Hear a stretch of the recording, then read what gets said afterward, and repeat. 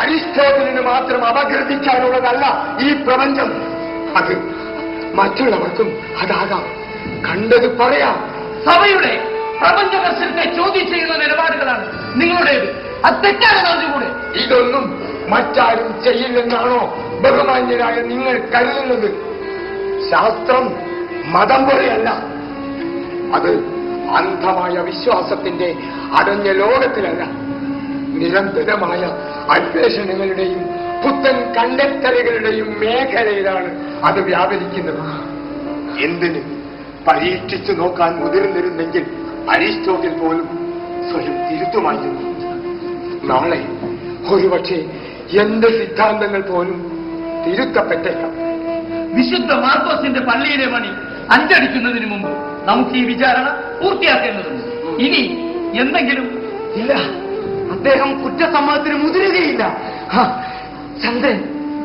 ചന്ദ്രൻ മറ്റൊരു ഭൂമിയാണ്. അതിന് സ്വന്തമായി യാതൊരു പ്രകാശവുമില്ല. ശുക്രനും സ്വയം പ്രകാശിക്കുന്നില്ല. അതും ഭൂമിയെപ്പോലെ തന്നെ സൂര്യന് ചുറ്റും ഇങ്ങനെ വട്ടം കറങ്ങിക്കൊണ്ടേയിരിക്കുകയാണ്. ശരാശത്തിന് ചുറ്റും 4 ചന്ദ്രന്മാർ കറങ്ങുന്നു. അത് സ്ഥിര നക്ഷത്ര പ്രദേശങ്ങളിലാണ്. അല്ലാതെ യാതൊരു സ്ഫടിക ഗോളത്തിന്മേലും ഘടിപ്പിക്കപ്പെട്ടിട്ടുള്ളത്. സൂര്യനാണ് പ്രപഞ്ചത്തിന്റെ കേന്ദ്രം. അത് നിശ്ചലമാണ്. ഭൂമിയല്ല പ്രപഞ്ച കേന്ദ്രം. അത് നിശ്ചലവുമല്ല. ഇതൊക്കെ ഞങ്ങളെ പഠിപ്പിച്ചത്, എന്നെ കാണിച്ചു തന്നത് അദ്ദേഹമാണ്. കണ്ടു കഴിഞ്ഞ കാര്യം ഇല്ലാതാക്കാൻ ഒരു ശക്തിക്കും ആവില്ല. നിങ്ങൾ തിരുസഭയ്ക്കും വിശുദ്ധ ഗ്രന്ഥത്തിനും ദൈവത്തിനു തന്നെയും എതിരായ നിലപാടുകളാണ് ബോധപൂർവം എടുക്കുന്നതെന്ന് തിരിച്ചറിയുന്നുണ്ടോ? അതൊന്നും എന്റെ ലക്ഷ്യമേ ആയിരുന്നില്ല. എന്റെ ടെലസ്കോപ്പ് ഉപയോഗിച്ച് എന്റെ കണ്ണുകൾ കൊണ്ട് കണ്ട കാര്യങ്ങൾ പറയുക മാത്രമേ ഞാൻ ചെയ്തിട്ടുള്ളൂ. അറിവ് നേടലും അതിനായുള്ള അന്വേഷണങ്ങൾ നടത്തലും ഒരിക്കലും ദൈവനിഷേധമല്ല. ഭൂമിയല്ല പ്രപഞ്ച കേന്ദ്രമെന്നും ആകാശവിധാനത്തിൽ സ്ഥിരമായി ഒന്നുമില്ലെന്ന് നിങ്ങൾ പറയുമ്പോൾ അത്യുന്നതങ്ങളുടെ സ്വർഗരാജ്യമെന്ന തിരുഗ്രന്ഥത്തിലെ വാഗ്ദാനമാണ് നിങ്ങൾ ചോദ്യം ചെയ്യുന്നത്. സ്വർഗരാജ്യം കേവലം ഒരു സ്ഥലമാണെന്ന് ഞാൻ ഒരിക്കലും വിശ്വസിക്കുന്നില്ല. നിങ്ങളുടെ പുസ്തകത്തിലുള്ളതിനേക്കാൾ അപകടകരമാണ് നിങ്ങളുടെ മനസ്സിലിരിപ്പ്. ഈ വിചാരണയിൽ നിന്നും നിങ്ങളുടെ പേരിൽ ആരോപിക്കപ്പെട്ടിട്ടുള്ള കുറ്റം സംശയാതീതമായി തെളിയിക്കപ്പെട്ടു കഴിഞ്ഞിരിക്കുന്നു. പ്രസ്തുത കുറ്റങ്ങൾക്ക് നിങ്ങൾ ശിക്ഷാർഹനാണ്. പീഡന യന്ത്രങ്ങൾ ഉപയോഗിച്ചുള്ള പീഡനം, കുന്തത്തിൽ തറക്കൽ, ജീവനോട് ചുട്ടരിക്കൽ എന്നീ ശിക്ഷകളാണ് നിങ്ങളെ കാത്തിരിക്കുന്നത്. എന്നാൽ നിങ്ങളുടെ പ്രായാധിക്യവും നിങ്ങൾ വിവിധ വിജ്ഞാന മേഖലകൾക്ക് നൽകിയിട്ടുള്ള സേവനങ്ങളും കണക്കിലെടുത്ത് നിരുപാധികം മാപ്പ് പറയുവാനുള്ള ഒരു അവസരം നിങ്ങൾക്ക് ഞങ്ങൾ നൽകുകയാണ്. നിങ്ങളുടെ ശാസ്ത്രം മഹത്താണ്. എന്നാൽ അതിനേക്കാൾ മഹത്താണ് തിരുവചനങ്ങൾ. ശാസ്ത്രം അവയ്ക്ക് കീഴ്പ്പെടുക തന്നെ വേണം.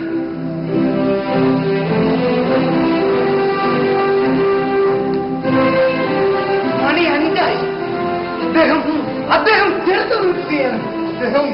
അദ്ദേഹം കുറ്റം സമ്മതിക്കുകയില്ല. അവരുടെ ശക്തി കൊണ്ട് ഒന്നും നേടാനാവുകയില്ല.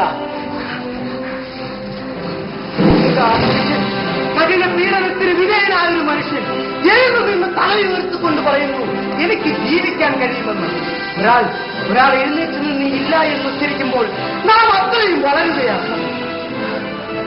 ഫ്ലോറൻസിലെ കൊട്ടാരം ഗണിതജ്ഞനും ഭൗതികജ്ഞനുമായ ഗലീലിയോ എന്ന ഞാൻ സൂര്യനാണ് പ്രപഞ്ചത്തിന്റെ കേന്ദ്രമെന്നും അത് സ്വസ്ഥാനത്ത് നിശ്ചലമായി നിലകൊള്ളുകയാണെന്നും ഭൂമി പ്രപഞ്ചത്തിന്റെ കേന്ദ്രമല്ല എന്നും അത് നിശ്ചലമല്ല എന്നുമുള്ള എന്റെ സിദ്ധാന്തങ്ങൾ ഇതിനാൽ തള്ളിപ്പറയും. വെറും നുണകളും കേട്ടുകേൾവികളുമായി ഈ കാര്യങ്ങളെയും അതുപോലെ തന്നെ വിശുദ്ധ തിരുസഭയുടെ അരുളപ്പാടുകൾക്കെതിരായുള്ള മറ്റെല്ലാ ഒളിവചനങ്ങളെയും അഭിപ്രായങ്ങളെയും ഞാനിതാ പൂർണ്ണ മനസ്സോടും വിശ്വാസത്തോടും നിഷേധിക്കുകയും ശപിക്കുകയും ചെയ്തുകൊള്ളുന്നു.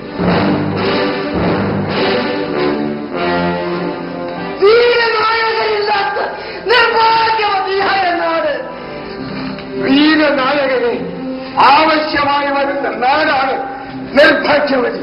അവസാനമായി നിങ്ങൾക്ക് എന്തെങ്കിലും പറയാനുണ്ടോ? ഈ ഭൂമിയെ അതിന്റെ ഭ്രമണപഥത്തിൽ ചുറ്റിത്തിരിയാൻ അനുവദിക്കണമേ. അതിന്റെ പേരിൽ ഭൂമിയെ ശിക്ഷിക്കരുതേ എന്ന് മാത്രം.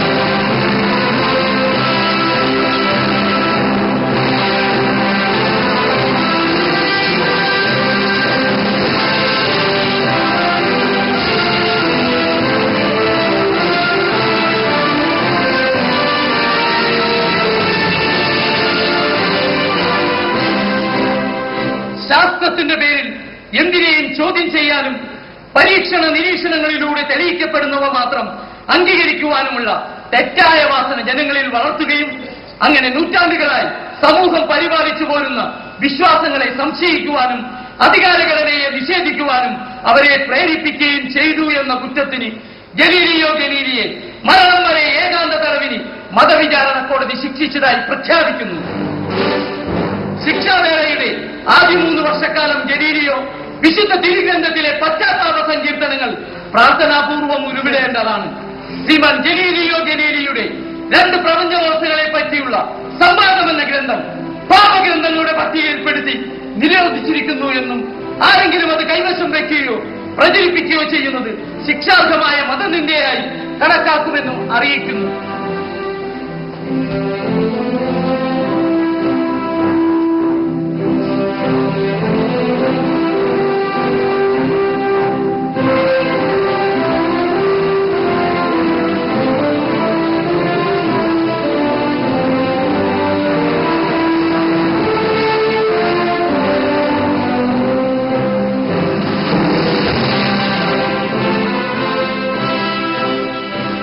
എന്നാലും ഭൂമി കറങ്ങിക്കൊണ്ടേയിരിക്കുന്നു.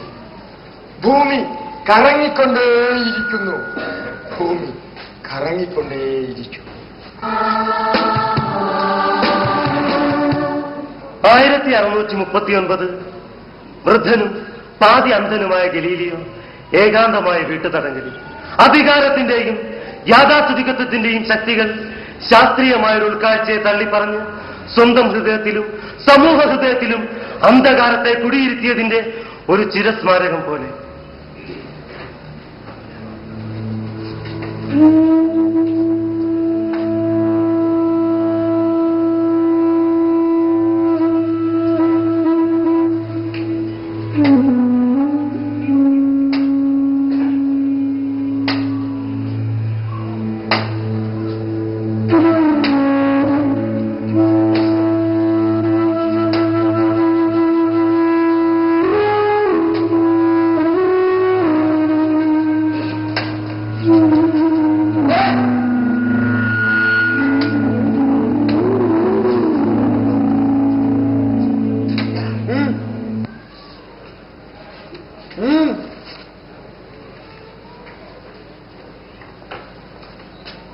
ആരാ? ഞാൻ ഗലീലിയോവിന്റെ പഴയൊരു ശിഷ്യനാണ്, ആൻഡ്രിയ. കഴിഞ്ഞ 5 വർഷക്കാലമായി താങ്കൾ എവിടെയെങ്കിലും കണ്ടിട്ടില്ലല്ലോ. വരവിന്റെ ഉദ്ദേശം? ഞാൻ ഹോളണ്ടിലേക്ക് താമസം മാറുകയാണ്. പോകുന്നതിന് മുമ്പ് അദ്ദേഹത്തെ കണ്ട് പറയണമെന്ന് കരുതി. ഗലീലിയോ, നിങ്ങൾക്കൊരു സന്ദർശകനുണ്ട്. കാരണവർ വയസ്സനാണെങ്കിലും പഴയൊരു ഗുരുക്കനാണ്. വേഗം വേണം.